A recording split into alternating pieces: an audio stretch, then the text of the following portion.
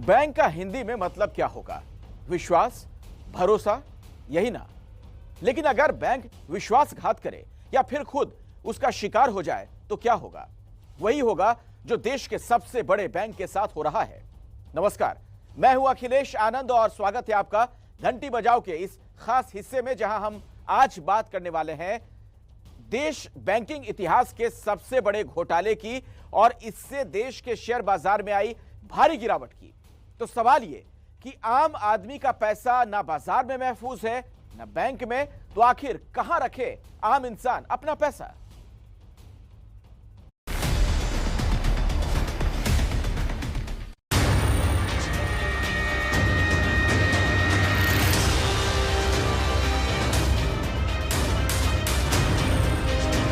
कहीं सुरक्षित नहीं है बैंकों पर पैसा रखना, क्योंकि वो पैसा कहीं ना कहीं घोटाला हो जाता है। कोई भी जब फ्रॉड होता है ना, तो बैंक मैनेजर या जो इनका स्टाफ होता है वो उनकी मिली भगत के अलावा ये सब कुछ नहीं हो सकता।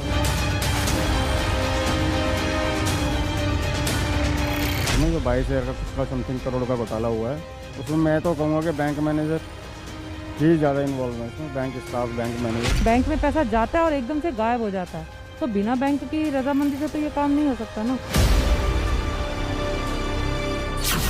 एबीजी शिपयार्ड में 22,842 करोड़ का घोटाला। बैंक घोटाले की मार शेयर बाजार पर। एसबीआई ने लगाए आरोप, सीबीआई जांच की बात। घेरे में गुजरात की कई कंपनियां। 22,842 करोड़ के फ्रॉड का आरोप। सीबीआई ने दर्ज की एफआईआर।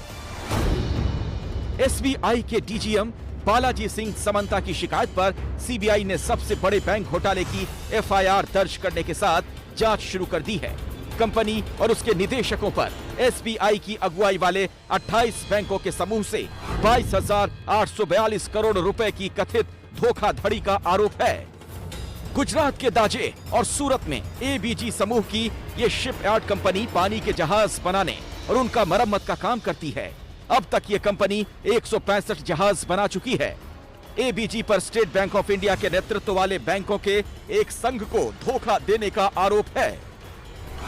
इस घोटाले को देश में बैंकिंग इतिहास तक का सबसे बड़ा घोटाला इसीलिए कहा जा रहा है क्योंकि ये नीरव मोदी से भी बड़ा घोटाला है।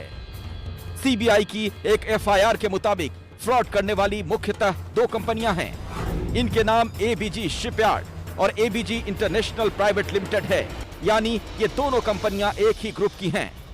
एफआईआर के मुताबिक इस कंपनी ने तमाम नियम कानूनों को ताक पर रखकर बैंकों के समूह को चूना लगाया और बैंकों के साथ साथ एफआईआर के मुताबिक एलआईसी को भी 136 करोड़ रुपए की चपत लगी है। एक एफआईआर के मुताबिक एसबीआई को कुल नुकसान 2468 करोड़ रुपए का है। आरोप यह है कि बैंकों से फ्रॉड किए गए पैसे को विदेशों में भी भेजा गया, अनेक जायदाद खरीदी गई। तमाम नियम कानूनों को ताक पर रखकर पैसा एक कंपनी से दूसरी कंपनी में भेजा गया। इसी कंपनी के कुल 8 लोगों के खिलाफ एफआईआर दर्ज की गई है। घोटाले का समय एफआईआर के मुताबिक अप्रैल 2012 से जुलाई 2017 तक का बताया गया है। जिन जगहों पर छापेमारी की गई उसमें से एक जगह है मुंबई के बोरीवली इलाके का यह क्रिक व्यू अपार्टमेंट। इसी क्रिक व्यू अपार्टमेंट के एक फ्लैट में सुशील कुमार अग्रवाल रहते हैं, जो कि इस कंपनी में डायरेक्टर बताए गए हैं। उनके घर पर भी सीबीआई की टीम ने छापेमारी की, जांच किया और कई दस्तावेज भी अपने साथ लेकर गए और दस्तावेजों की जांच की जा रही है कि आखिरकार यह घोटाला हुआ कैसे। सीबीआई ने एबीजी शिपयार्ड और उसके तत्कालीन अध्यक्ष और प्रवर्तक ऋषि अग्रवाल और उनके अन्य लोगों के खिलाफ जो है वो मुकदमा दायर किया है। उन पर धोखाधड़ी का आरोप लगाया गया है। इसका महाराष्ट्र कनेक्शन आगे आया है। महाराष्ट्र में इसके जो कुछ बोर्ड ऑफ डायरेक्टर्स है वो उन पर जिस पर मुकदमा दायर हुआ है वो कुछ लोग महाराष्ट्र में रहने वाले हैं। मुंबई में 3 से 4 लोग रहते हैं और एक जन जो है वो पुणे में रहने वाला है। ऋषि अग्रवाल के बाद अगर जिसका नाम आता हो वो है संतना मुत्तुस्वामी। संतना मुत्तुस्वामी जिस वक्त ये फ्रॉड हुआ उस वक्त कंपनी के एग्जीक्यूटिव डायरेक्टर थे और उनके तलाश में फिलहाल सीबीआई है। संतरा मुत्तुस्वामी मुंबई के मुलुंड इलाके में रहते हैं, इसी पार्क रॉयल सोसाइटी में वो रहते हैं और हमने उनसे बातचीत करने की कोशिश की।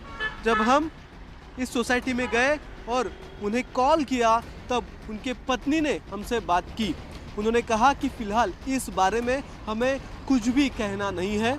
इस बिल्डिंग में अश्विनी कुमार जो कि डायरेक्टर हैं इस कंपनी के, उनके खिलाफ एफआईआर दर्ज की गई है और उनसे जांच के लिए भी उनसे कहा गया है। हालांकि इनके घर पर आकर छापामारी भी की गई थी और कुछ कीमती दस्तावेज भी वहां पर बरामद हुए थे। जब हमने एबीपी न्यूज़ ने उनसे बात करने की कोशिश की तब उन्होंने अपना पक्ष रखने से इनकार कर दिया। उन्होंने कोई भी फिलहाल जानकारी नहीं दी है और जब हमने उनसे पूछा कि आप इस बारे में क्या कहना चाहेंगे तो उनका कोई भी फिलहाल सामने जवाब नहीं आया है। लेकिन सीबीआई इस जाँच को और भी आगे बढ़ाएगी और इन सभी जो अक्यूज्ड हैं उनसे कहा गया है कि इस जांच में सहयोग करें। एफआईआर में 8 कौन?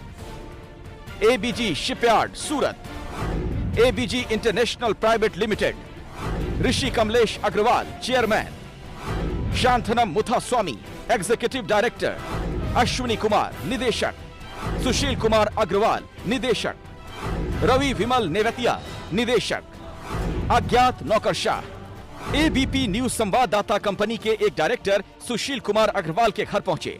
बोरीवली में रहने वाले सुशील कुमार ने कैमरे पर अपना पक्ष नहीं रखा, पर उन्होंने कहा कि मैं सिर्फ नाम का डायरेक्टर था, मैंने सीबीआई के सामने अपना पक्ष रख दिया था। सीबीआई घर से दस्तावेज भी लेकर गई है, मैं निर्दोष हूं और कानूनी लड़ाई लड़ूंगा।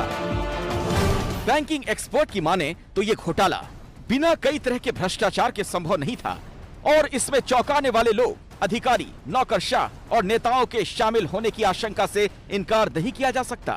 बैंकर और बोरोवर दोनों ने मिलके जनता का पैसा जो बैंकों में है उसका गबन किया है। इसलिए मैं समझता हूं बड़े फ्रॉड जब होते हैं बैंकों में तो वो बैंकर और बोरोवर इनके नेक्सस से होते हैं। आज जब सीबीआई कहती है कि हमने इन 5 लोगों को गुनहगार तय किया है, एक्यूज, मैं नहीं मानता कि वो सिर्फ गुनहगार है। बड़े बड़े बैंकों के चेयरमैन निश्चित रूप से इन बड़े कंसोर्शियम अकाउंट में उनका डिसीजन मेकिंग होता है।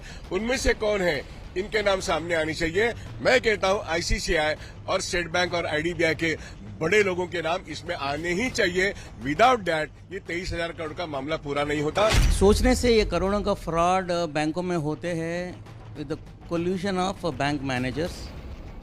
छोटे लेवल में स्टार्ट होते हैं, पहले धीरे धीरे वो बड़े लेवल में चला जाते हैं लोग, उसके बाद एमडी लेवल में भी चले जाते हैं। जब हजारों करोड़ का लोन होता है तो ये छोटे लोग तो नहीं कर सकते, ऊपर से आ जाते हैं पूरा ऑर्डर्स, तो बड़े लेवल में एमडी लेवल में भी जाते हैं। फिर उसके बाद फिर पॉलिटिकल कनेक्शन होता, वो सब शुरू होके वहाँ से शुरू होके फाइनल तक चला। इतना बड़ा बड़ा लोन्स ऑर्डिनरी आदमी को तो नहीं मिलता, ये सब जानते हैं। घोटाले की वजह बैंक के प्रमुख और कंपनी में गैर कानूनी लेन देन शिकायत दर्ज कराने और सीबीआई की कार्रवाई में देरी, बड़े लोन देने में राजनीतिक दबाव, बड़े अधिकारियों की जगह निचले कर्मचारियों की साठगांठ से गिरवी के दस्तावेजों में धोखाधड़ी।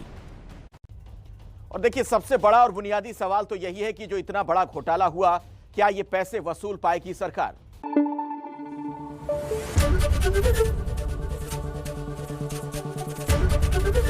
एबीपी न्यूज आपको रखे आगे।